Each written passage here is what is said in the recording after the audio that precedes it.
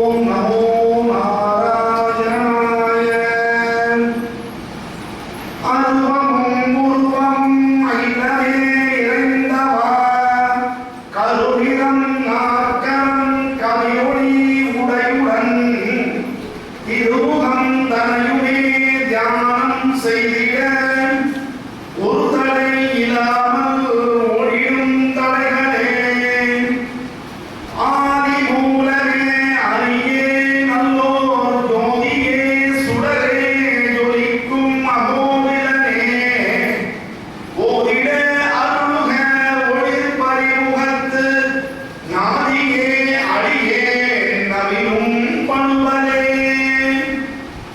குருவருள் இருப்பின் கூடிடும் அனைத்துமே இருவருள் பெருகும் தீயவை உருகும் இருவருள் இனியவன் ராமன் நற்புகழ் கருவலை விடுத்தயான் கடலுவன் வரிகளால்.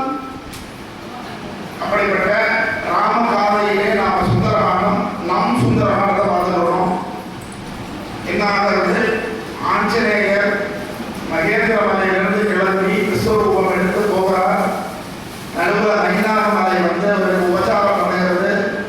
வேண்டாம்னு தாண்டி போகிறார். தேவர்கள் சில தடைகளை ஏற்படுத்துகிறார்கள்.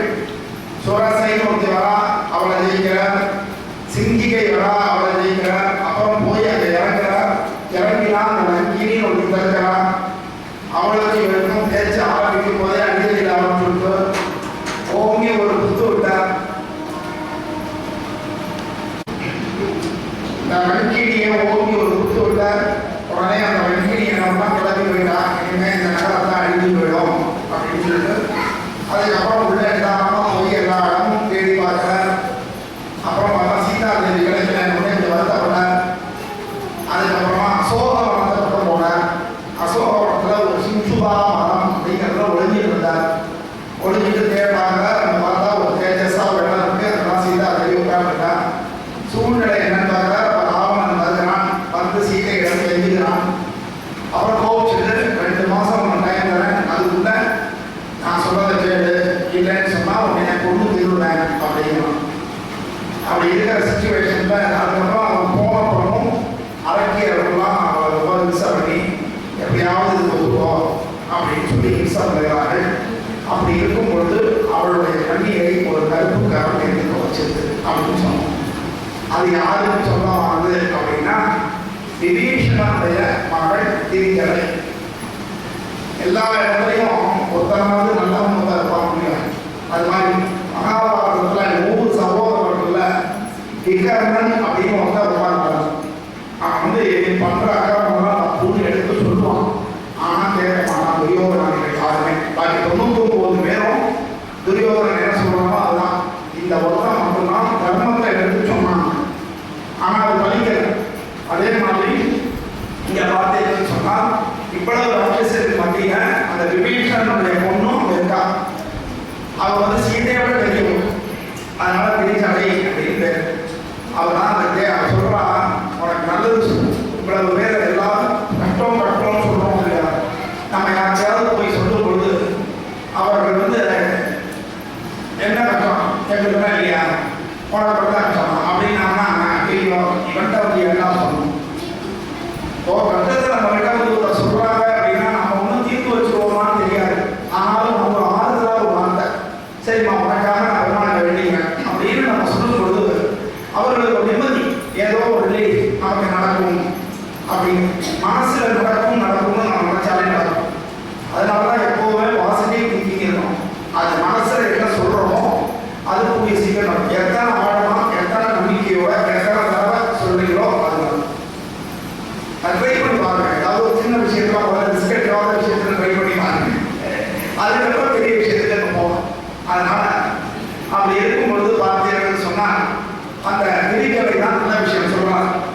உலகியல் வழக்கினால் விபீஷணன் முதல்வி திரிஜடை சொல்றான். உலகியல் வழக்கினால் உவப்பிலா திருமகள் புலம்பலை விபீஷணன் புதல்வியாம் திரிஜடை நலம் பல உரைத்து நான் ஒரு கனவுமே புலமகள் கணவனை குறித்து கண்டேன். சில சமூகங்கள் வந்து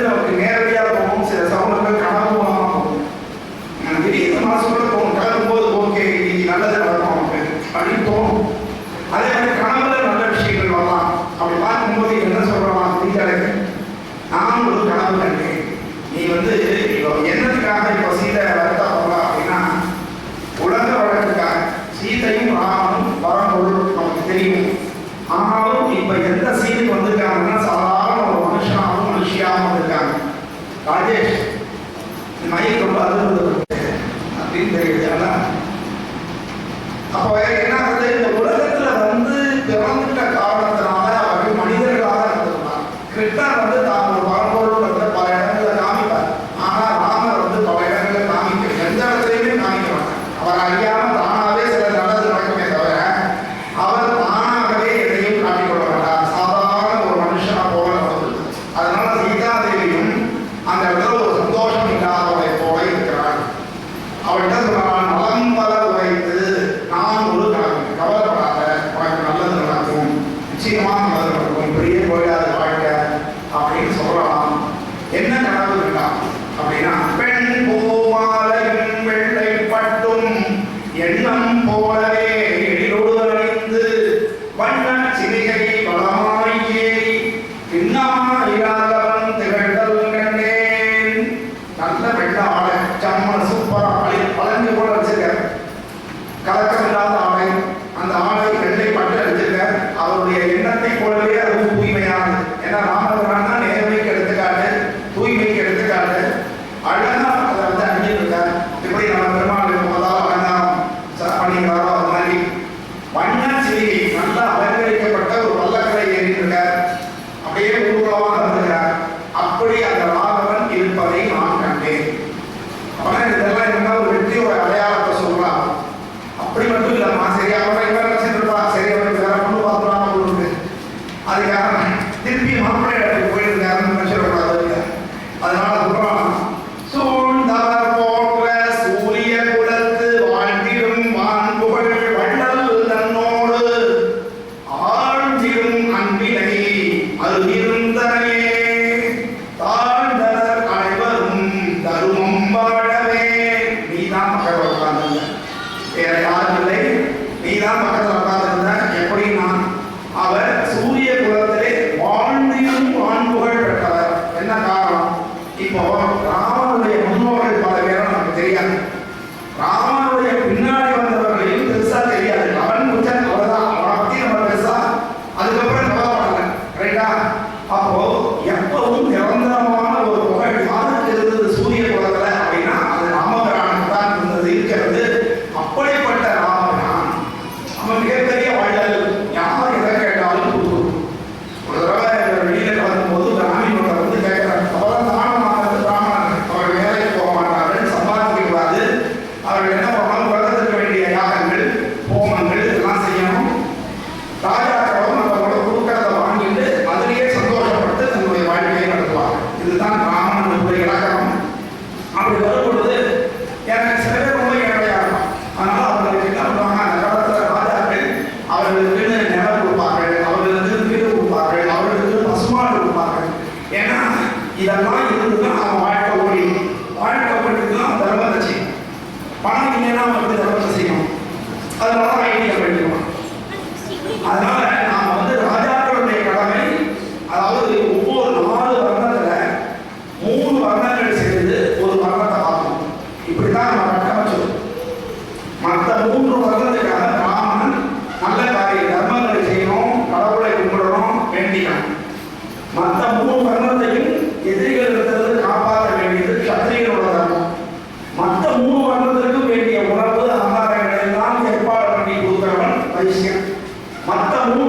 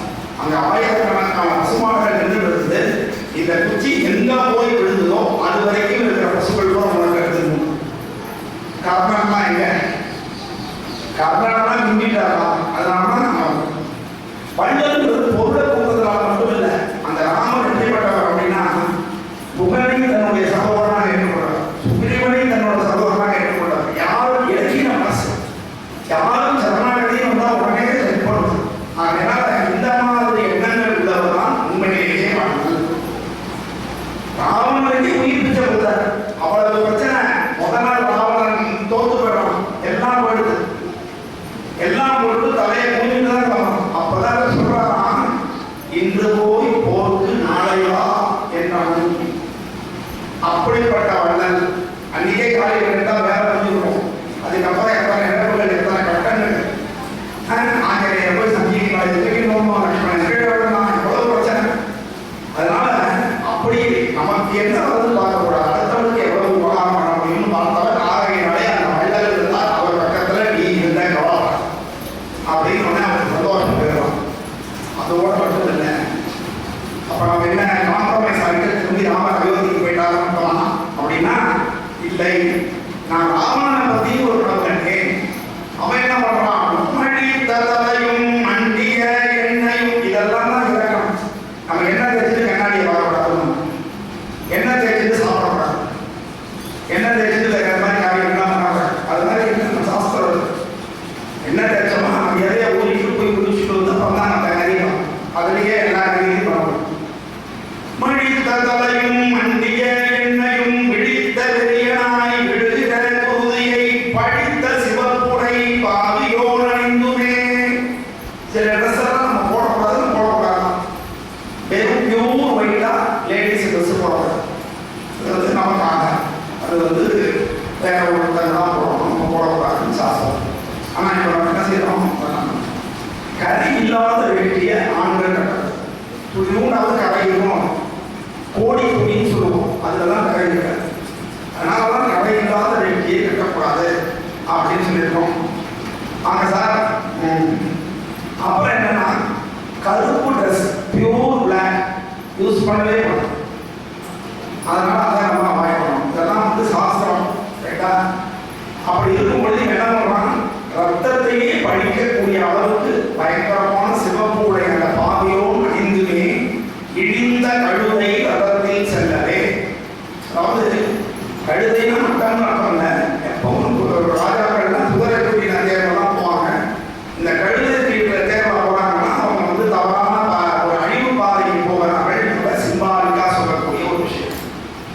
அது மட்டும் இல்லை, அவரை யார் கூட்டிட்டு போறா அப்படின்னா வேறு பொருத்தி உடல் நிறத்தினள் சேறு பூசி செவ்வாடை கட்டி ஈரு நோக்கி இழுத்து சென்றார்.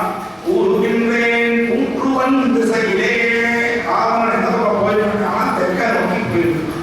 அவனை ஒருத்தி கருப்பாக ராட்சசியை கூட ஒருத்தி இருந்து அவன் அவனுடைய விட்டு இழுத்து செல்கிறான். நரகத்தை நோக்கி இழுத்து செல்கிற மாதிரி நமக்கு சொல்லுவார்கள். நம்ம பாவம் பண்ணோம்னா நரகத்தில் நமக்கு கல்யாணம் இருக்குது. அந்த மாதிரி கருட புராணம்னு ஒரு புராணம். அந்த கருட புராணத்தை படிச்சீங்கன்னா வாழ்க்கையில நீங்க வந்து அதுக்கப்புறம் பாவம் பண்ணணுங்கிற எண்ணம் வராது. இல்லை எல்லாமே கருட புராணத்தை நெருப்பில் கொடுத்துருங்க. ரெண்டுக்கும் உண்டான அவ்வளவு அதிபயங்கரமான பனிஷ்மெண்ட்ஸ். இதெல்லாம் வந்து முன்னாடி சில ராஜாக்கள் காலத்தில் இருந்தது. மௌரிய மன்னர்கள் ஆட்சி காலத்துலலாம் இருந்தது. இங்கிலீஷ்காரன்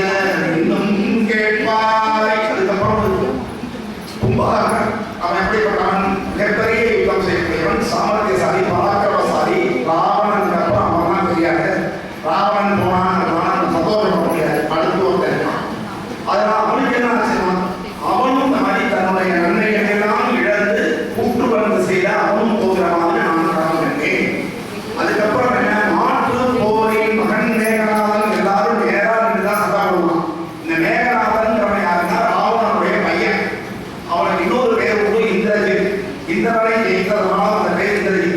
அவனுடைய பேரு மேகநாதன் அப்படின்னு பேர். அந்த மேகநாதனுக்கான அவன் வந்து மாய போர் செய்வது அவன்.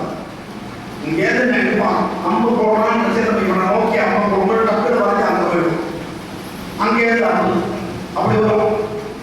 ஏதோ ஒரு படம் வந்து லாரன்ஸ் பாக்கிறதுனால பார்ட் 3 வரைக்கும் காஞ்சனா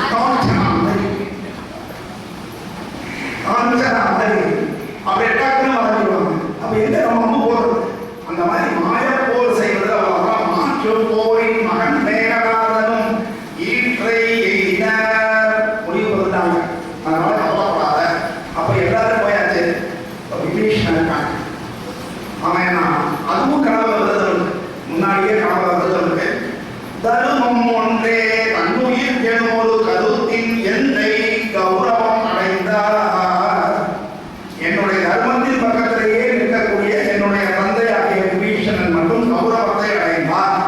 அத்தோட இந்த நெருப்புதனால் நேரியல் குரங்கு திருப்புடை இலங்கையை வீழ்த்தியதம்மா. இந்த இலங்கையை ஒரு குரங்கு எரிப்பதை கண்டு அப்ப வந்து ஆஞ்சநேயரை இன்னும் பார்க்கல, வரப்போறான்னு தெரியாது. ஆனாலும் அவனுக்கு கனவு வருது. சில பேருக்கு மாதிரி வரும், அவன் வந்ததற்கு அதனால இதெல்லாம் நடந்தது, நீ கவலைப்படாத எனக்கு தோன்றது அப்படின்னு சொல்லி நீ போய் எதுக்கும் கேட்கிட்டு இருக்காத யாரையுமே. கவலையே படாத. அஞ்சேராகவன் அவசியம் வருவேன். இதுதான் நமக்கு பெருமாள் மேல பக்தி இருக்காது. யாராவது ஒரு சோகம் நீ பெருமாள் நிச்சயமா அவன் செஞ்சு கொடுப்பார், கவலைப்படாத அப்படின்னு எடுத்து சொல்ல வேண்டிய நிலைமையில நம்ம போயிடுவோம். நமக்கு ஏன் அந்த நம்பிக்கை வரல? சீதைக்கு தெரிய வேண்டாமா? ஏற்றுக்காரர் நிச்சயமா என்னை காப்பாற்றுவான்னு தெரியணுமா? இருக்கு. இருந்தாலும் இப்போ நம்மள இன்னொருத்தர் ஒரு பிரச்சனை வரும் பொழுது அழகா உட்கார்ந்து பஞ்சாயத்தெல்லாம் வரும். அதே மாதிரி பிரச்சனை நமக்கு வரும் பொழுது குழம்பி குப்பையாகி எல்லாருக்கிட்டையும் போய் என்ன சார் செய்யறது, என்ன சார் செய்யறது. இது மனிதனுடைய இயல்பு. அதனால சீதாதேவிக்கு தெரிந்தாலும் கூட அவள் குழப்பத்தில் இருக்கிறாள். அவளுக்கு ராமபிரானை பற்றி ஒரு கான்பிடன்ஸை இவன் கொடுக்குறாள். இப்ப புரியுதா? அந்த காலத்திலிருந்து ஜாதிக்கும் ஞானத்திற்கும் சம்பந்தம் இல்லை. எந்த ஜாதி, எந்த மதம், எந்த இனத்துல இருந்தாலும் அறிவுங்கிறது அவர்களுக்கு அதை அவர்கள் தான் பார்த்துக்கணும். அதனால இந்த ஜாதிக்காரன் வசதி, குலத்தில் இருக்கிறவங்க வசதின்றது அந்த காலத்திலே கிடையாது. ஆழ்வார்கள் திருப்பார் ஆழ்வார் இருக்க, மகன்மார்கள் நந்தனார் இருக்க, கண்ணப்ப நாயனார் இருக்க, இவங்கெல்லாம் எந்த ஜாதி. அதனால நம்ம சனாதன தர்மத்தை ஜாதிக்காக ஒருத்தனை ஒதுக்கினதுங்கிறது புராணத்தில் கிடையவே கிடையாது. நாம் ஒதுக்க வேண்டிய அவசியம். ஆனால் திருப்பானாழ்வார் ஒரு குறிப்பிட்ட ஜாதிங்கிறதுனால அந்த ஜாதியில் இருக்கிறவங்க எல்லாம் வசந்தவங்க கிடையாது. திருப்பானாழ்வார் மாதிரி நீ மாறும். இதைத்தான் நான் சொல்றோம். மேல வந்து உன்னுடைய குணங்களை அதிகரித்துக் கொண்டால் நீ ஆட்டோமேட்டிக்கா எல்லாராலும் கொல்லப்படுற. நீ எந்த ஜாதியில் இருந்தாலும் சரி. நீ பாசுரம் சேமித்தார்கள், அது அருமையான வார்த்தை ஆழ்வார் சொல்லியிருக்க. நல்ல உயர்ந்த வேதியரே ஆனாலும் உன்னுடைய அடியை பணியாமல் தவறு செய்தார்கள் என்றால் அவர்கள் போற்றத்தக்கவர்கள் அல்ல. பாசுரத்தில் அதனால யார் எந்த ஜாதியில பிறக்கிறாங்கிறது அது ஆக்சிடென்ட். அது வந்து கடவுள் தீர்மானிக்கிறார். உன்னுடைய கர்மாவை பொறுத்து ஒரு பிறப்பை கொடுத்துறாங்க, அவ்வளவுதான். ஆனால் அதை பயன்படுத்தி உன்னுடைய அறிவால என்ன செய்யணும்? அவரை நோக்கி பயணிக்கணும், நல்ல விஷயங்களை நோக்கி பயணிக்கணும். செஞ்சால் இன்னும் மேல போயிட்டே இருக்கும். மேலங்கிறது என்னன்னா திருப்பியும் சொல்றேன், ஜாதியில உணர்ந்தாலும் மேல போயிட்டே இருப்பான். எல்லாருமே பிராமணனா பிறந்தாதான் மோட்சம்னு நினைக்க வேண்டிய அவசியம் இல்லை. அந்தந்த இடத்திலேயே மோட்சம் இருக்கு. தெற்கட்சி நதிகள் பிராமணர்கள், நம்மாழ்வார் பிராமணர்கள், திருப்பானாழ்வார் பிராமணர்கள். ஆக அவர்களுக்கு எப்படி மோட்சம் இருந்துச்சு? ஆகையினால ஒரு குறிப்பிட்ட ஜாதிக்கு பெருமாள் ரசித்து கொண்டு வைக்கல. நீ நல்லமான கர்மாவை உல்லாசை கடவுள் பக்தியோடு பிறருக்கு உபகாரமான தர்மத்தை பின்பற்றி நான் உனக்கு உன்னை இணைத்துக் கொடுப்பேன். இதுதான் விஷயம். அப்படி இருக்கு. அப்புறம் பார்த்தா என்னதான் ஆறுதல் சொன்னாலும் எல்லாரும் போனப்போ தனியாக உட்காந்து யோசிக்க முடியாது. அப்பதான் நம்ம புத்தி குழம்பு இதை பண்றதா அதை பண்றதா இப்படி இருக்கு. இது மாதிரி 2 மாசம் எடுத்து வச்சுட்டு போயிட்டாங்க, என்ன செய்யும் அப்படின்னு யோசிக்க. அதாவது நம்ம பலனே என்ன தப்பு தோத்து போயிடுவோங்கிற பயத்திலேயே தோத்து போயிடும். அதுதான் காரணம். ஐயோ நம்ம தோத்துருவோம் அப்படிங்கிற பயத்திலேயே நம்ம தோத்து போவோம். ஜெயிக்கணும்னு நம்ம நினைச்சோம்னா ஜெயிச்சிடணும். அப்புறம் என்ன சொல்றான், இவ சொல்றான், சீர்னு சொல்றான், தெய்வம் தொழாமல் தேர்ந்த கணவன் பால் பொய்யில் விரதம் போற்றினேன். நான் என்ன பார்ப்பேன், அதிகமா சாமி கொடுத்தேன், ஆனா என் கணவனுடைய முகம் போனாமல் அவனுக்கு நான் சேவை செய்திருக்கிறேன். அப்படி அந்த பதிவிரதா தர்மத்தை நான் கடைபிடித்தேன் என்பது உண்மையாக இருக்கவே. ஆனால் அது என்ன ஆகிடுது, இப்போ இவ்வளவு தூரம் நான் இருந்து கூட இன்னைக்கு அனாதையாக உட்கார்ந்துருக்கேன். அப்பதான் என்ன பண்ணுவோம், செய் நன்றி இல்லாத செய்த உதவி போல் பொய்த்து போனதே அப்படின்னு அவர் நினைக்கிறான்.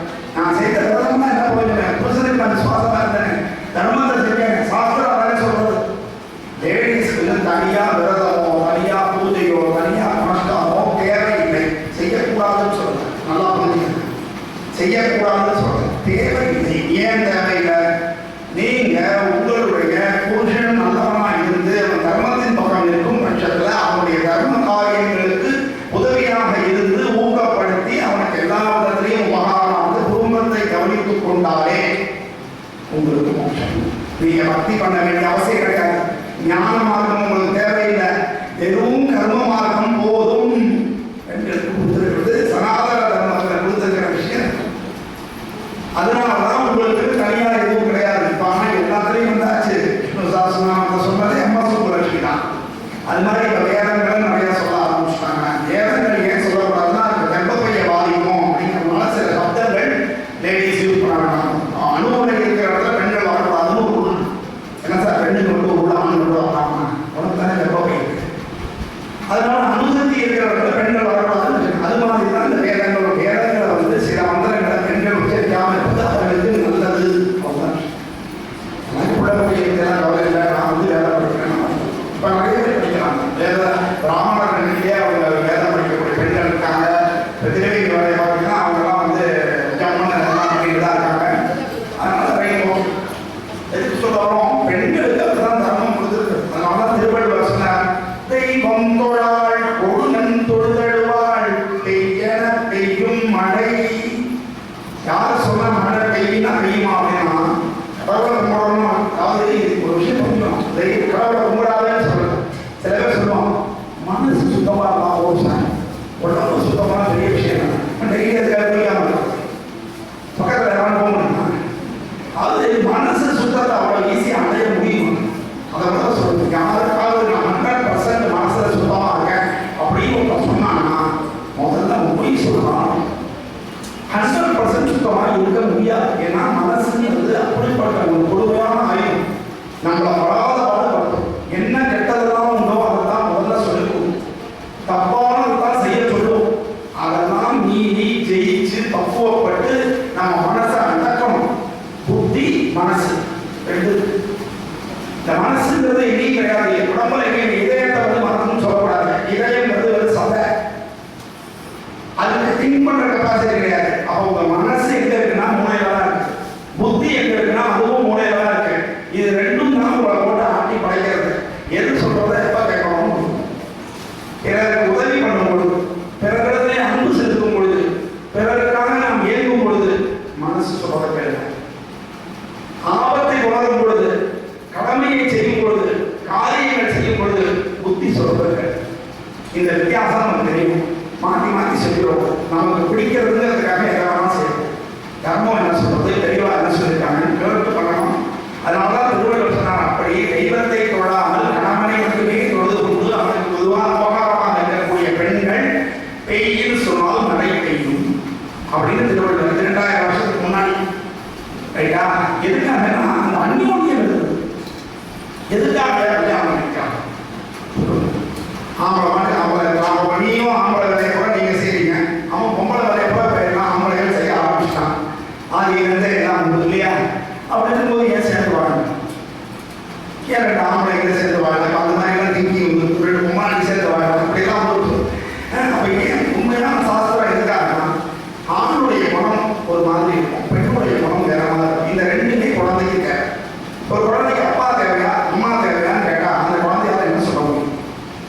என்ன நடந்தாலும் அந்த குழந்தைக்கு அப்பாவும் தேவை, அம்மாவும் தேவை. அப்பதான் அந்த குழந்தை பரிபூர்ணமா வளரும். அதான் முக்கியமான விஷயம். அப்படி இருக்கும் பொழுதுதான் அதனாலதான் ஆணையும் பெண்ணையும் கல்யாணம் பண்ணி வைக்கிறாங்க. ஆணுக்கு பெண் உறுதுணையா இருக்கணும், பெண்ணுக்கு ஆண் ஆதரவாக அழப்பிட்டே இருக்கிறார். ஒரு வீட்டுல வந்து தன்னுடைய ஒய்ஃபை அழப்பிட்டே இருந்தாங்க அப்படின்னா அந்த வீட்டுல கட்டி இருக்க மாட்டாங்க. அதுக்காக பார்த்து நம்ம லேடிஸ் அதுக்காக இருக்கிறதா அழகு லேடிஸா பண்ணுவாங்க. அது பார்த்து நம்ம இருக்கிறதா அழகு. உங்களுக்கும் கல்யாணம் ஆகிறது முன்னாடி தான் 6 வயசுல கல்யாணம் பண்ணாங்க. அதுக்கப்புறம் 10-12 வயசுல கல்யாணம் பண்ணாங்க. என் தம்பிக்கெல்லாம் 17-18 வயசுல கல்யாணம் பண்ணுவோம். கரெக்டா இன்னைக்கு 20 வயசு 30 வயசுல தான் கல்யாணம் ஆகுது. அப்ப கூட எனக்கு பக்குவம் வராது, அந்த விரோதமும் கோபமும் தான் எனக்கு இருக்கும் அப்படின்னு சொன்னால் என்ன தோணுது? அதனாலதான் 2 பேர் சேர்ந்து வாழ்றதுன்னு முடிவு பண்ணிட்டோம்னா அட்ஜஸ்ட்மெண்ட். எப்படி ஒரு ஆஃபீஸ் போனால் நம்ம அட்ஜஸ்ட் பண்ணுறோமோ அது மாதிரி ஃபேமிலியில் அட்ஜஸ்ட்மெண்ட் இருந்தால் இது ரொம்ப நல்லா. அதனால நம்ம பாரத தேசத்துல ஒரே கொண்டாட்டியோட 40-50 வருஷம், ஒரே புருஷனோட 40-50 வருஷம் வாழ முடியறதுன்னா எல்லாரும் என்ன ஒத்துமையா இருக்காங்க அர்த்தமா? 1000 கருத்து வேறுபாடுகள், 1000 சந்தைகள் எல்லாம் வரும். அதெல்லாம் அப்படியே மறந்துடும். அந்த நிமிஷத்தோட மறந்துட்டு அடுத்த செகண்ட். ஏன்னா உறவுகள்ல அம்மா அப்பா உறவு அடுத்தது உத்தமமான உறவு வந்து கணவன் மனைவி உறவு தான். அவனை விட விசுவாசமா யாரும் பண்ண பிள்ளையெல்லாம் பாருங்க சொல்ல முடியாது. அவன் ஒத்துமையா பார்த்தீங்கன்னா மாதிரி இருந்தான்னா ஓகே, இல்லைன்னா அவன் என்ன செய்ய முடியும்? அதனால அதிர்ஷ்டம் இருக்கணும். நம்ம பிள்ளைகளை பார்ப்பானா அப்படிங்கிறதுக்கு நாம நல்ல சத்சங்கமா இருந்து நம்ம தெய்வங்களோட இருந்து குழந்தை இருக்கிற ஆரம்பத்திலேருந்து சொல்லி கொடுத்துட்டோம்னா அந்த குழந்தைகளுக்கு நாம சொல்லணும், நீ வந்து அம்மா அப்பாவுக்கு செய்ய கடமைப்பட்டிருக்க அப்படின்னு சொல்லணும். இப்ப நம்ம பார்த்து என்ன பேசுறது வீட்டுல, நான் அவன் செய்ய வேண்டிய கடமைப்பா, நீ பின்னாடி சரியா சரியாடி இது உங்க தன்னம்பிக்கை நீங்க பேசுறீங்க. ஆனா அந்த குழந்தைய எழுதுறீங்க. சொல்லுங்க உங்க பையன்கிட்ட, உங்க அம்மாவுக்கு செய்ய வேண்டியதும் கடமை, அப்பாவுக்கு செய்ய வேண்டியதும் கடமை, நீ செஞ்சுதான் ஆகணும்னு சொல்லு. இது மாதிரி சொன்னீங்கன்னா அந்த பையனுக்கு புரியும், நம்ம டியூட்டி இது, நம்ம வந்து ரெஸ்டே பார்க்கக்கூடாது, காரணம் நம்ம அம்மா அப்பாவுக்கு நம்ம செய்யணும் அப்படிங்கிற உணர்வை அந்த குழந்தைகளுக்கு இப்போலேருந்தே கொடுக்கணும். கொடுத்தால் நம்ம சமுதாயம் மேம்படும். அப்படி இருக்கு. அப்ப எங்களுக்கு சமூகம் தோன்றது. பெண்களுக்கு இடது கண் துடித்தால் நல்லது, ஆண்களுக்கு வலது கண் துடித்தால் பெரும்பாலும் மாறிதான் துடிக்கும். பெரும்பாலும் மாறிதான் துடிக்கும். என்னைக்காவது அதிசயமா நல்லா துடிக்கும், அவ்வளவுதான் விஷயம். அது போல சீதைக்கு இடது கண் துடிச்சுதான். அப்பா இவ்வளவு ஒரு நல்ல வார்த்தை சொல்லியிருக்கா, நமக்கும் சவுனாகும். இப்போ போகிறோம், சுவாமி கிட்ட அர்ச்சனை பண்ணுறதுக்காக போகிறோம். நம்ம ஒரு பிரார்த்தனை வைக்கிறோம். ஐயர் அந்த பூவை வச்சிருப்பாரு. அவர் நடைமுறையாக வச்சு அவர் தெரிஞ்சு வச்சு அவர் தெரியாது, அந்த பூக்கம் விடும். அதுதானே நம்ம ரொம்ப உண்மை. பெருமாள் தான் பேசுவேன். நான் வந்து என் பொண்ணுக்கு இப்போ 2வது கல்யாணம் பண்ணி வச்சேன். அது பண்ணும்பொழுது நான் பெருமாள் தான் எங்கள் குலதெய்வம். அவர்கிட்ட போய் நான் இந்த மாதிரி பண்ண போகிறேன், இந்த முடிவு ரைட்டா தப்பான்னு எனக்கு தெரியல, நீ தான் இது முடிவு சொல்லணும் கேட்டு முடிக்கிறேன். எனக்கு ஃபோன் வருது. ஃபோன் அட்டன் பண்ண சும்மா எடுத்து பார்க்குறேன். காப்பும் கரங்கள் வந்து அவ்வளோதான். நேரடியாக பெருமாளத்திலே கஷ்டப்படா செஞ்சு விடா அவ்வளோ புண்ணியமாக பண்ணியிருக்கோம் கிடையாது. இப்படி வந்தது. இது மாதிரி 2-3 சரணம் ஆனதுனால தான் அதுக்காக வந்து ஏன்னா திருப்பி இருக்க முடியாது. ஒரு பொம்மநாட்டி பண்ண பெற்றவங்களுக்கு தான் தெரியும் அது எவ்வளோ ஒரு வலிகள். அது கண்ணில் தண்ணி வந்து தான் தாங்க முடியாது. அதனால இப்போ நல்ல மாப்பிள்ளை நல்லா பாட எதுக்கு சொல்லுவாங்க, அப்படி உத்தரவுங்கிறது பெருமாள் வரும். சகுனம் தோணும். சில நேரங்களில் நம்ம காரியங்கள் சகுனம் போகும். நம்ம அம்மா பேசிட்டே இருப்போம், எல்லாம் உடனே போயிட்டோம் அப்படின்னு ரோட்டில் எல்லாம் கத்திட்டு போவோம். அப்போ பெருமாள் சொல்றதான் நம்ம எடுக்கணும். அதனால இதெல்லாம் தான் பேசுவாங்க. நேராக வருவாங்க, வருவாங்க நினைக்காதீங்க. அந்த அளவுக்கு நான் இன்னும் புண்ணியம் பண்ணுறேன். அப்படி இருக்கு. சரி, இனிமேலும் என்னெல்லாம் ரேட்டுன்னு பார்த்தா என்னடா பண்ணுறது, இனிமேல் இப்படியே உட்காண்டே இருந்தால் பொழுது விழிஞ்சிடும். அதுக்கப்புறம் திருப்பி நம்ம பேச முடியாதுன்னு சொன்னார். பார்த்தேன் அங்கே இருக்கிற எல்லாரையும் தூங்க வச்சுட்டாங்க. எப்படி நம்ம கதை சொன்னால் நீங்களாம் ஒரு மாதிரி கரெக்டமாக இருக்கீங்களோ அதே மாதிரி ஆஞ்சநேயர் ஒரு மந்திரத்தை போட்ட உடனே எல்லாம் தூங்கிடுது. அழகிய கூட தூங்கிட்ட, சீதா தேவி மட்டும் முடிச்சிருக்காங்க. அந்த மாதிரி எல்லாம் அவங்க பவர் இருந்தது. அதனால மயக்கம் போட்டு விழுந்தார்கள். உடனே என்ன பண்ணாங்க, இப்போ நீங்க தான் இறங்கும் பொழுதே ராமபிரானை ஸ்லோகம் சொல்லிட்டே ஸ்தோத்திரம் சொல்லிட்டே நம்பிக்கை வரல. இப்பதான் அவன் வந்து நம்பிக்கிட்டு இருக்கான். இவர் போய் முன் நின்றாருனாக்க நம்ம எங்க இருக்கோம், அங்க யாருமே நமக்கு சப்போர்ட் கிடையாது. அந்த இடத்துல திடீர்னு ஒருத்தன் வந்து பான ரூபத்துல வந்தாங்கன்னா அவனை எப்படி நம்பது? அதனால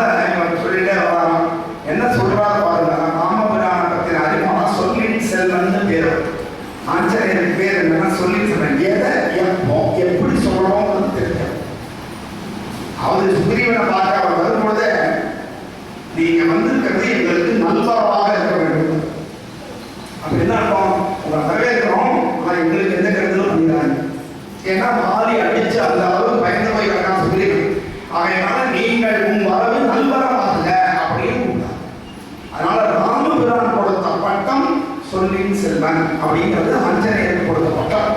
அதனாலதான் திருப்பி சீதையை முடிச்சுட்டு வந்து பார்க்கும்போது ஒன்று சொல்லுவாங்க, அன்னைக்கு சொல்றேன் நான்.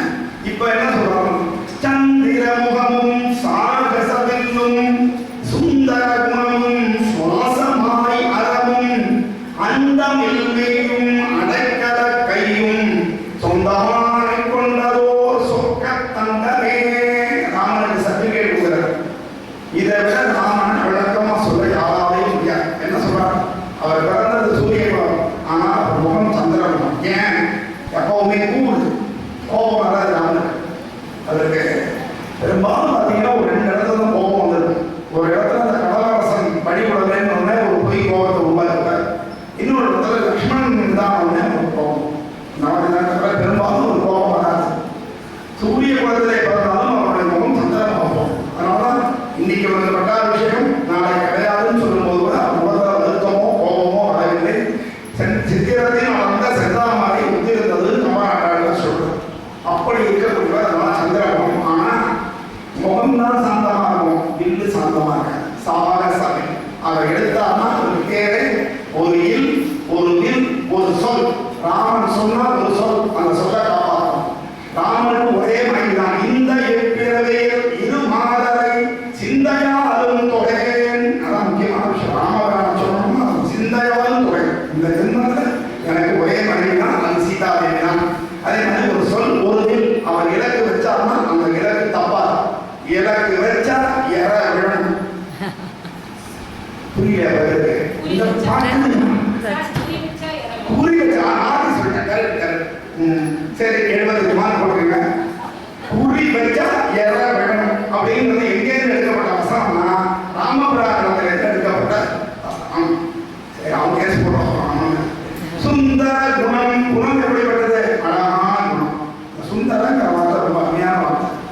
அதான் சுந்தர தெலுங்கில் பாண்டி செய்து தோணிகள் ஓட்டி விளையாடி வருவோம். பாரதியார் சுந்தர தெலுங்கா, தெலுங்கு பாட்டை வாழலாம். அது பாரபட்சம் இல்லாமல் அடுத்த மொழியை நேசிக்கிறார்கள். 18-20 மொழி தெரியும் பாரதியாருக்கு. அவர் தான் அதை நேசிக்கிறது தப்பியாக. நம்ம போல 10 மொழியை படிச்சுட்டு மற்ற மொழியை இன்டால் பண்றது நம்ம பழக்கம். ஆனால் அவர் அப்படி கிடையாது. ஆனால் இவ்வளவு சொல்றாரு, யாரும் அறிந்த மொழிகளிலே தமிழ் மொழி போல் இனிதாவது எங்கும் காணோம் தாய்ப்பட்டு. அதான் விஷயம். அப்படி இருக்கணும். எந்த மொழி மேலேயும் தோஷம் இல்லை. நமக்கு மொழி இருக்காங்க, நம்ம குழப்பம் நடத்துறதுக்காக. வெளிநாட்டிலிருந்து வந்த வீரமா முனிவர் எவ்வளவு தமிழை கற்றுக்கிட்டு அவர் மதத்தை பரப்பினார். தமிழ் கற்றுக்கலாம் பரப்பிக்க முடியுமா? அப்போ நம்ம மதம், நம்ம பழக்க வழக்கத்தையோ நம்ம விஷயங்களையோ நம்ம வெளியில பரப்பணும்னா, நம்ம கருத்தை வெளியில சொல்லணும்னா, வடக்க போய் ஒரு இட்லி வாங்கி தின்னோம்னா கற்றுக்கிட்டு தான்.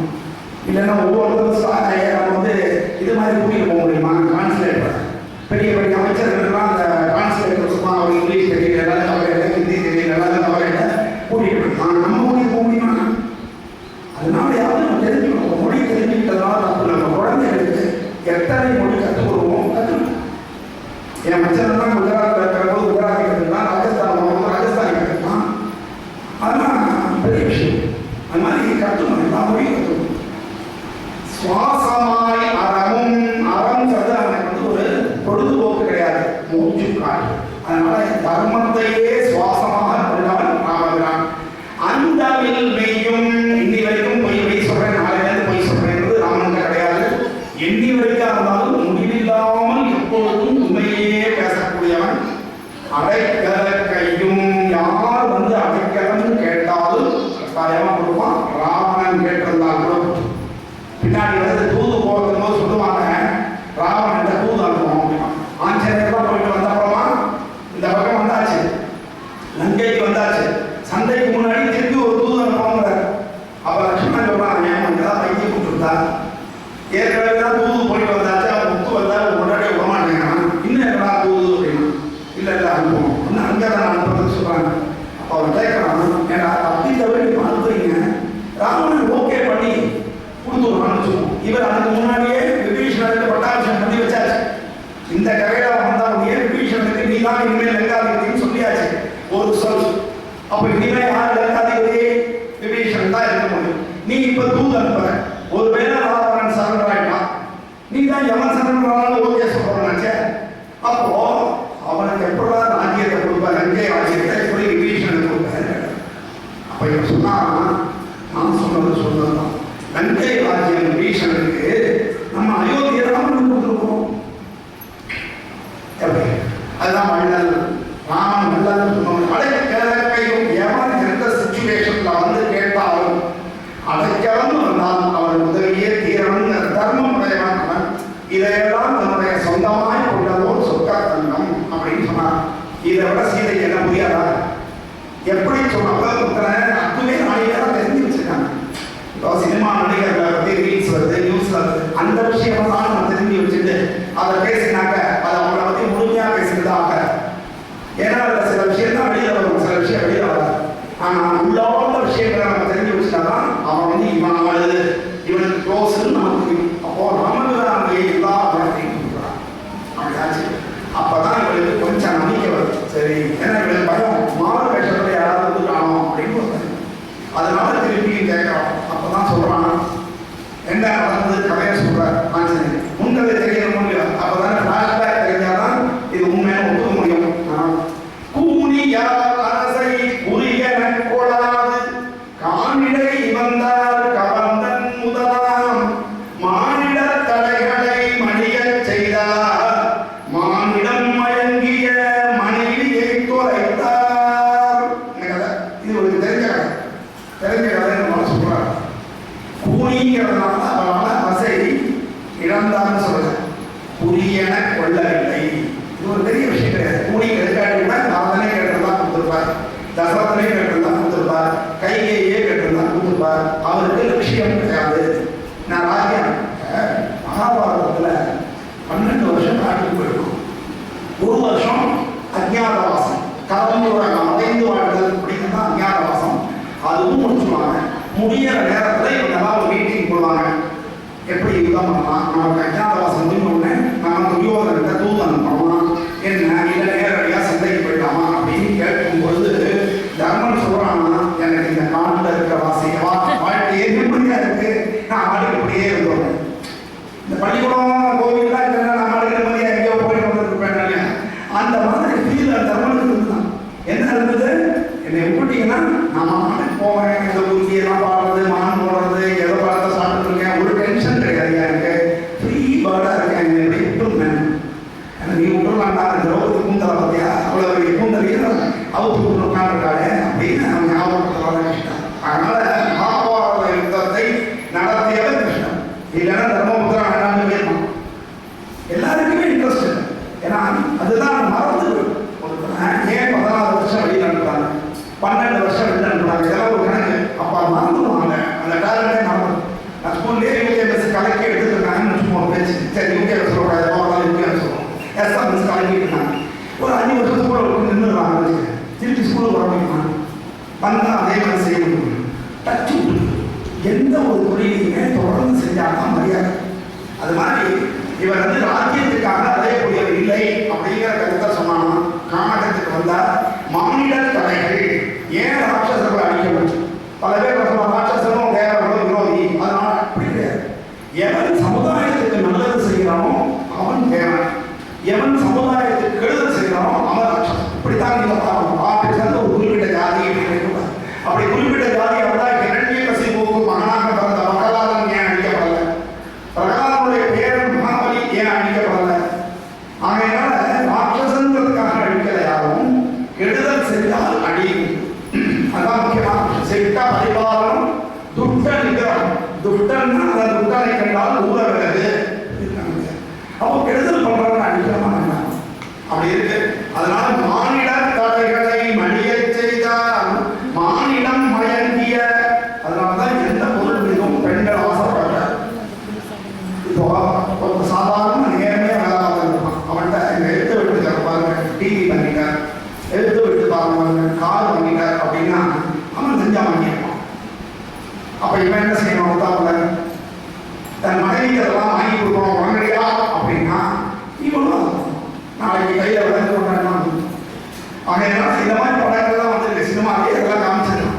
அப்போ மயக்கம் பெண்களுக்கு வரக்கூடாது, அவர்களுக்கு தெளிவு இருக்கும். அதனாலதான் மான்ங்கிறது அந்த இடத்துல ஒரு பெரிய விஷயம் இல்லை.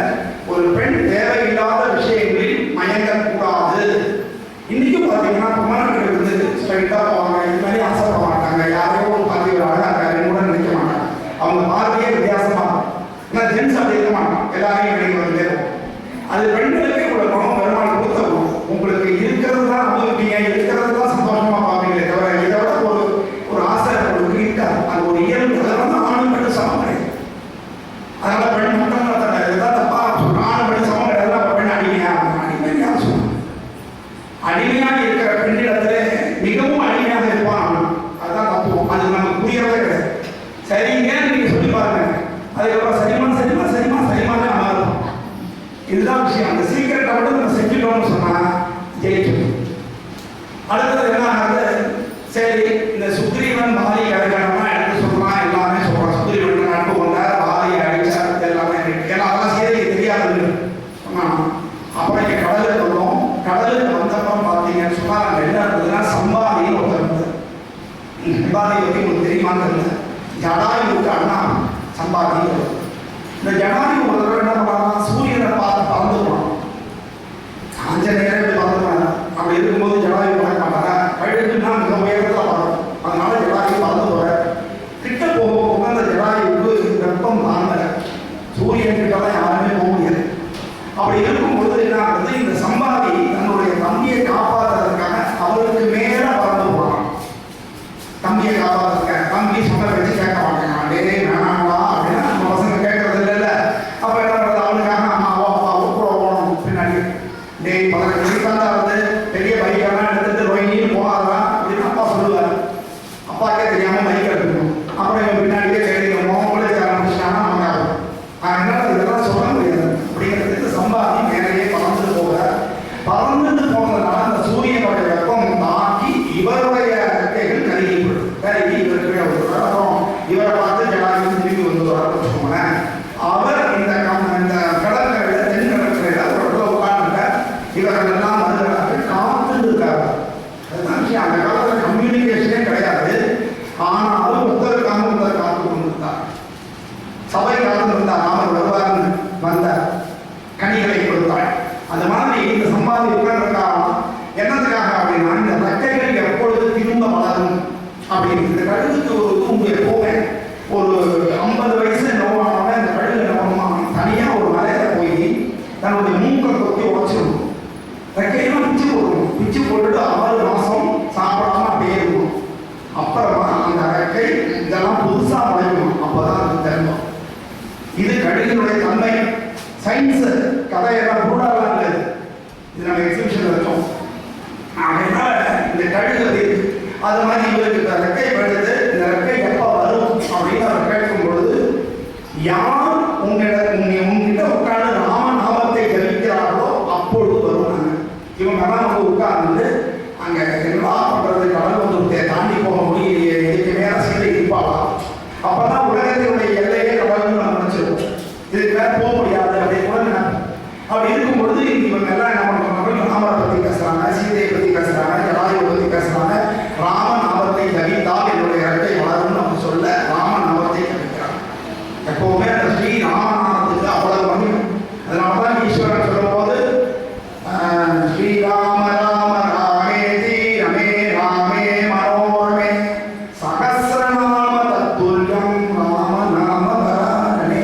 ராமநாமத்தை சொன்னால் விஷ்ணுவினுடைய 1008 திருநாமங்களை சொன்ன புண்ணியம் கட்டமே இல்லை. சகசிரநாமம் பண்ணி சொல்லி பார்த்தா பல்லு உடஞ்சிடும். ஆனா அந்த சிரமம் கொடுக்கல. நீங்க வந்து ராமன் சொன்னா போகும். அது மாதிரி ஆனா அப்படின்னு போகக்கூடாது. ஆழ்ந்து மனசோட அந்த பெருமாளை நினைச்சு, அதுதான் முக்கியமான விஷயம். ஆசிரியோடு சமைக்கும் போது அந்த உணவுக்கு டேஸ்ட் எப்படி கூடுறோம் அது போல அப்படின்னு சொல்லி பண்ண உடனே அவர் வளர்ந்து வளர்ந்த உடனே அவர் சொல்றாராம், அங்க நான் பார்க்கிறேன் இந்த கடலை தாண்டி ஒரு தீவு இருக்கு. ஏன்னா கழுகுல பார்வை உண்டு, தூரத்து பார்வை உண்டு. அங்கே வந்து ஒரு ஏதோ ஒரு மனம் மாதிரி இருக்கு, சோலை மாதிரி இருக்கு. அந்த ஒரு பொம்மனாக்கு உட்கார்ந்துருக்கான் அப்படிங்கிற சீதையான அவருக்கு தெரியாது. அதனால அப்படின்னு சொன்னோம்னே உங்களுக்கு இன்னொரு போகும் சரி அப்படின்னு. அதனாலதான் கிளம்பினாங்க, அந்த பக்கம் கிளம்பினாங்க. அதெல்லாம் அவர் சொல்றாரு. இந்த மாதிரி அவர் சொன்னதுனால தான் நாங்கள் வந்தோம். அப்பதான் நான் என்ன பண்ணேன், டக்குனு கிளம்பல. வேண்டினேன் ராமனை வேண்டியே இக்கடல் தாண்டினேன். நான் தாண்டினேன்னு சொல்றதுதான் பாருங்க. ஆஞ்சநேயர்களுடைய விசேஷம் என்னன்னா, எவ்வளவு சாதனைகளை புரிந்தாலும் நான் செய்தேன் என்கின்ற அகந்தை ஆஞ்சநேயருக்கு வரவே வராது. அதுதான் நம்ம அவர்கிட்ட கற்றுக்க வேண்டிய பாடம். யாருக்காவது நம்ம ஏதாவது பண்ணிடுவோம், ஹெல்ப் பண்ணிடுவோம். ஆனால் நான் பண்ணேன் அது தப்பு. ஏன்னா நீயா பண்ணல, பெருமாள் நம்ம பண்ணாச்சாச்சு.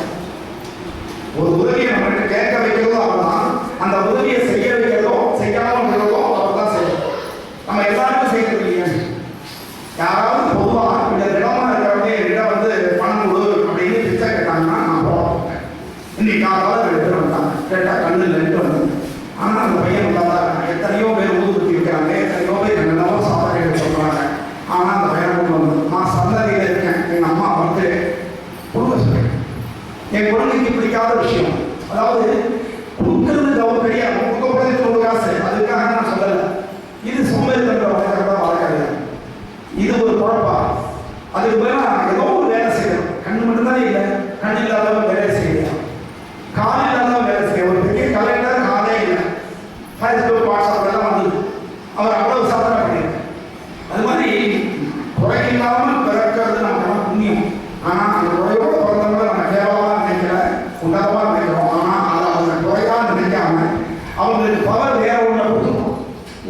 பார்ட்டில் எடுத்துட்டோம்னா இன்னொரு பார்ட்டில் அதை பவர் கொடுக்கும், காம்பன்சேட் பண்ணிடுவோம். அப்படி இருக்கும்பொழுது அதை பயன்படுத்தி முன்னேறமே தவிர இந்த வழியை அவர்கள் தேர்ந்தெடுக்க கூடாது அப்படின்னு நினைக்கிறாங்க. அதனால என்ன பண்ணாங்க, எல்லாரையும் ராமனுக்கு தான் டெடிகேட் பண்ணுவார். வேண்டினேன் ராமனை வேண்டியே இங்கடல் தாண்டினேன் நலமுடன் தாண்டியே, நல்ல விதமா தாண்டி வந்துட்டேன். இம்மண் தீண்டினேன் காலதால் தீண்டியே உமகுணம் தோண்டினேன் தெய்வ தோன்றலாய் வாழினேன். உன்னுடைய மனசுல என்ன இருக்குன்றது நான் இப்ப தெரிஞ்சுக்க விரும்புறேன். அதான் நான் கேட்டு இருக்கேன். நீ யாருன்னா தெய்வ தோன்றல். ஆஞ்சநேயருக்கு தெரிஞ்சு பரம்பொருள் அவன் இவள் பங்கைய செல்லியே அப்படின்னு சொன்னாரா இல்லையா? அப்போ அவருக்கு தெரியறது நீ வந்து தெய்வ தோன்றா, எந்த கெடுதலும் நடக்காது, நீ தெய்வமா இரு அப்படின்னு சொல்றாராம். சொன்ன உடனே பார்த்தாக்க ஆஞ்சநேயர் சொல்லிட்டே இருக்கிறார். இவ்வளவு விஷயமும் சொல்லிட்டே தான் இறங்கி கையை கூப்பிட்டு அங்க வந்து இருக்கிறாமா. குரங்குகள் மானம் கூட்டிய அனுமனும். ஏன் அந்த வார்த்தை நம்ம சொல்றோம் அப்படின்னா, ஜெனரலா ஒரு பையன் ஏதாவது சேட்டா பண்ணலாம் அப்படின்னா குரங்கு வாங்கிக்கலாம், குரங்கு பையன் அப்படின்னு குரங்கு கிட்ட கேட்க, குரங்கு கிட்ட கொல்லி கொடுத்தா போல நல்லதுக்கு எதுவுமே நம்ம குரங்கு எக்ஸாம்பிளா சொல்லுவோம். உண்மையிலேயே குரங்கு கிட்ட நல்ல குணம் இருக்கான்னு எனக்கு தெரியல. ஏன்னா நீங்க ஒரு வாழைப்பழம் தூக்கி போட்டு பாருங்க, குரங்கு வந்து அடுத்த குரங்குக்கு பூக்காது. அதுலேயும் ஒரு கெட்டதோடு பெருசாக இருக்கும். அந்த குழந்தை எல்லாத்தையும் வரக்கிட்டு அதுவே எல்லாத்தையும் எடுத்துக்கும். அதனாலேயே எனக்கு ரொம்ப கஷ்டமாக இருக்கும். ஏன்னா அஞ்சனே வாரிசா இருந்து இதெல்லாம் இப்படி பண்ணுறது அப்படின்ட்டு அது புத்தி கிடையாது. அதே வந்து ஒரு காக்கா அப்படின்றாரு, எல்லாத்தையும் கூப்பிடும். அதுதான் விஷயம். அதனால உத்தவத்தையும் பெருமாள் படைச்சிருக்க இடத்துலயே உத்தவத்திலிருந்து ஒரு பாடம் கற்றுக்கிற மாதிரி கொடுத்துங்க. நம்ம கிட்டேருந்து அதை கற்றுக்க வேண்டாம், அதுக்கிட்டேருந்து நாம கற்றுக்கணும். குழந்தை போல இருக்கக்கூடாது, காக்கா எப்போது இருக்கணும் அப்படின்னு நம்ம தெரிஞ்சுக்கணும். அப்படின்ட்டு இறங்கினான். இறங்கி என்ன பண்ணுறான், மர கிளை விடுத்து மண்ணிலே புதித்துமே சரங்களின் தலைவனின் சாணகி நீரோ. எதை கேட்டா சீதைக்கு பிடிக்குமோ அதை கேட்கணும் தான் சொல்லின்னு சேர்த்தான். நீ தசரதன் பொண்ணான்னு கேட்கல, ஜனகன் பொண்ணான்னு கேட்கல, தசரதன் மருமகளான்னு கேட்கல, அயோத்தி ராணியான்னு கேட்கல, ராவணன் கைதியான்னு கேட்கல. என்ன கேட்டார், சரங்களின் தலைவனின் சாணகி நீரோ. அதுவும் யாரு, சரங்களின் தலைவன் அர்த்தம், வெற்றிக்கு நாயகன். சரங்கள் அம்பு, அம்பு மழை போல ஒழிய முடியாது. அப்படி இருக்கும் பொழுது அப்படிப்பட்ட மாவீரனுடைய மனைவி ஜானகி நீங்கள் தானே அப்படின்னு. அப்போ அவருக்கு யார் மேல அட்டாச்மெண்ட் இருக்கோ அவங்களுக்கு பிடிச்சதை சொல்லும் போது நம்ம இன்னும் கொஞ்சம் கவனிப்போம் முடியும். அப்படி ஆச்சு. அதனால ஏன்னா இந்த பெண்களுக்கு என்னன்னா கன்னியாதானம் ஒன்று. அது என்ன அர்த்தம் அப்படின்னா, அப்பா என்ன பண்ணுவாங்கன்னா அந்த பொண்ணை உட்கார வச்சுட்டு அம்மா தண்ணி ஊற்றுவா, தண்ணி ஊற்றி யாரை பார்த்து ஊற்றுவாங்க. அப்போ என்ன அர்த்தம்னா, முன்னாடியெல்லாம் ப்ராப்பர்ட்டியை ரெஜிஸ்ட்ரேஷன் பண்ணுறதுக்கு இதாக ரூல்ஸே எழுதி பத்திரம் எழுதுறது, சர்வீஸ் சபை பதிவு பண்ணுறதுலாம் கிடையாது. ஒரு அம்மா தண்ணி ஊற்றி, அதனால தான் மகாபலி சக்கரவர்த்தி தானம் கொடுக்கும் பொழுது அந்த வித்தியாலயம் ஒய்ஃபு வேணும். தானம் கொடுக்கறதுக்கு ஒய்ஃபோட பர்மிஷன் பாருங்க, இந்து மதம் அப்படியே இருக்கு பாருங்க. இவனால் கொடுக்க முடியாது. அப்போ அந்த வித்யாவளி வந்து அந்த தண்ணியை ஊற்றணும், இவன் அந்த தாராவாதி கொடுத்தான். அப்போதான் மகாபலி சக்கரவர்த்தி கொடுத்து தானம் செல்லும். அது மாதிரி தான் தானம் கொடுக்கணும்னு இருக்கு. அப்படி பார்க்கும் பொழுது என்ன சொல்றாங்கன்னா, சொல்ல முடியாது கன்னியாதானம். அந்த கன்னியாதானம் எப்போ பண்ணும்பொழுது என்ன சொல்றோம், என் மகளை இந்த கன்னிகையை உங்களுக்கு தானமாக கொடுக்குறேன் அப்படின்னா தீர்ந்து போச்சு. அதுக்கப்புறம் அந்த பொண்ணு மேல அப்பாவுக்கு எந்த ரைட்ஸும் கிடையாது, எந்த உரிமையும் கிடையாது. கணவனுக்கு தான் உரிமை. இதெல்லாம் நல்ல நோக்கத்தோடு வைக்கப்பட்ட விஷயம். ஆனால் இப்போ நம்ம அப்படி இருக்க முடியாது. கணவன் நல்லவனா இல்லைன்னா, முன்னாடி பெரும்பாலும் இருந்தார்கள், இல்லாத இடத்தையும் பெண் எப்படியோ சமாளிச்சாங்க. அந்த மன உறுதியும் தைரியமும் இருந்தது. இன்னைக்கு வந்து அது காலகட்டம் மாறி போச்சு. எல்லா விஷயம் கன்னியாதானம் தான் சொல்ல, தானமாக கொடுத்த பொருள் மேலே நமக்கு அதிகாரம். நீங்க வந்து ரவிக்கப்பட்டு வச்சு கொடுத்துட்டீங்கன்னா அந்த ரவிக்கப்பட்டு அவங்க போட்டுக்கிறாங்களா, புடவை வச்சு கொடுத்தீங்கன்னா தைச்சுக்கிறாங்களா, இதெல்லாம் நீங்க கேட்க முடியாது. வச்சு கொடுத்துட்டீங்கல்ல, உங்க வேலை முடிஞ்சது. திருப்பி ரவுண்டுல அது உங்களுக்கே வரும். ஒன்றும் பண்ணுங்க, நான் கொடுத்த மாதிரியே இருக்கேன். நீ எனக்கு கொடுத்த நான் வரலான்னு சொன்னான். நான் ஆட்சியத்தை வந்து உன்கிட்ட ராமர் வாங்கி எங்கிட்ட தசரதர் வாங்கி எங்கிட்ட கொடுத்த, இப்ப ராஜ்யம் இன்னொரு தானே, நான் கொடுக்குறேன் உனக்கு, நீ வாங்கி போகலாம். லீகலா கரெக்டு தானே. ஆனா ராமர் இன்னொரு பாயிண்ட் முடிச்சாதான் கை எப்படிப்பட்ட லீகல் பாயிண்ட் வரல. நீ 16 வருஷம் காட்டில் இருக்கும், அந்த கண்டிஷன் இல்லைன்னா அங்கேயே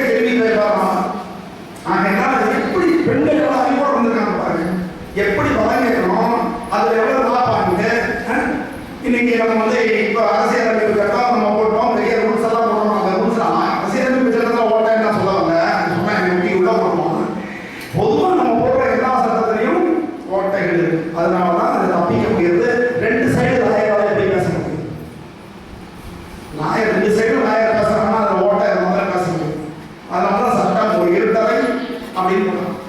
அதனால அந்த லா பாயிண்ட் உள்ள போய் பண்றாங்க. ஆனா அப்படி இல்லை, அவன் எவ்வளவு சாமர்த்தியமா கேட்டுக்கா. அதனாலதான் நாம தெரிஞ்சு வர முடியல. இருந்தாலும் ஒரு வர மாட்டாங்க. வேற விஷயம்.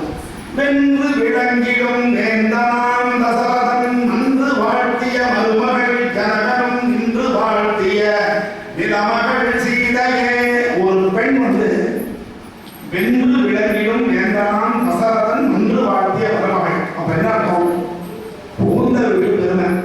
தசரதன் வந்து பெரிய சாமர்த்தியசாலி, 10 திசைகளிலும் தேர் ஓடி ஜெயிச்சவன். தேவர்களுக்காக சம்பராசுர யுத்தம் அப்படிங்கிற ஒரு யுத்தத்தை பண்ணி அந்த அவர்களுக்கு வெற்றியை வாங்கி கொடுத்தவன். நேரடியா தேவலோகத்துக்கு போயிட்டு வரணும். அந்த அளவுக்கு அவன் பவர் திசா உண்டு. அப்படிப்பட்ட தசரதனுக்கு அவனே வாழ்த்திய மருமகளாக இருந்தாய். புகுந்த வெற்றி கொஞ்ச நாளா சீதா கேட்டா தெரியும். ரொம்ப நாள் இல்லை, அதுக்கே ஒரு விளைவு எடுத்துட்டான். ஆனா ரொம்ப நாள் இருந்தாதான் விளைவு எடுக்க முடியாது. கொஞ்ச நாள் வரைக்கும் எல்லாம் ஓடும். அதுக்கப்புறம் தான் சீச்சி இந்த படம் குளிக்கும்னு வந்துடும். அதனால சொன்னாங்கல்ல, எந்த மாமியாரும் சாதது அந்த வீடியோ முதல்ல அவங்க மாமியார் நடக்கும். அடுத்தது நின்று வாழ்த்திய நிலமகள் சீதையே. ஜனகனுக்கு மகனாக பிறந்தாங்க. அப்போ பிறந்த வீட்டுக்கு வருது. ஏன்னா ஜனகன் எப்படிப்பட்டவனா ராஜ ரிஷின்னு பேர். அவனுக்கு பேர் ராஜாவத்தில் இருப்பான். தாமரையிலே கண்ணீர் போல் ஆட்சி. அந்த பணத்தை கவனிக்கிற பணம்னு நினைக்க மாட்டான்.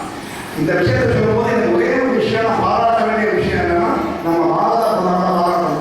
அவருக்கு கிடைச்ச எல்லா விஷயமும் அவர் ஏறாமட்டு அந்த காசை கவர்மெண்ட் குஜராத்தில் முதலமைச்சராக இருந்தபோது அதான் செஞ்ச. இப்பவும் அண்மையில போன வாரத்தில் அந்த ஏலம் நடந்தது. இன்னும் நடந்துட்டு இருக்கு. ஆன்லைன் ஏலம். அதில் யார் ஆஃபர் பண்றாங்களோ அந்த காசெல்லாம் வாங்கி கவர்மெண்ட் ஒரு பொருளை கூட தான் வீட்டுக்கு எடுத்து போய் வச்சுக்கணும். அது ஒரு உத்தமமான குணம் அவர்கிட்ட இருக்கு. இது எதுக்கு சொல்ல வரணும்னா, நான் ஜனகர் அப்படி இருந்தார், ராஜ ரிஷியாக இருந்தார். அப்படி ஒரு இருக்க முடியுமானா அதுக்கு நம்ம நரேந்திர மோடி அதுக்கு ஒரு உதாரணம். அவர் இருந்தது. பிறந்த வீட்டின் பெருமையும் காப்பாற்றக்கூடியவள் சீதை, புகுந்த வீட்டின் பெருமையும் காப்பாற்றக்கூடியவள், பொறுமைக்கு இலக்கணமான பூமாதேவியினுடைய மகள். இவ்வளவு விஷயமும் நிலமகள் சீதையே அப்படின்னு சொல்லி அவளை வணங்குகிறானா. அப்படிப்பட்ட நிலைமையில் இனிமேல் ஆஞ்சநேயரும் சீதா தேவியும் என்ன பேச